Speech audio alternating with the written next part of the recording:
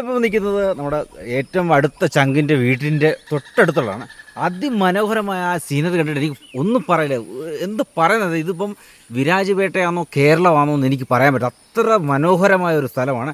അപ്പോൾ ഇതാണ് അവൻ്റെ വീടിൻ്റെ മുമ്പിലുള്ള വയൽ. ഇവിടെ ഒരുപാട് കൃഷിയൊക്കെ ചെയ്തുകൊണ്ട് ഇപ്പം കഴിഞ്ഞിടയ്ക്ക് ഇഞ്ചി കൃഷിയായിരുന്നു അവന് പറയുന്നത്. അപ്പോൾ ഇതൊക്കെ കണ്ട് നല്ല രസമാണ്. നല്ല രസം. നമുക്ക് കേരളം പോലെ തന്നെയാണ്.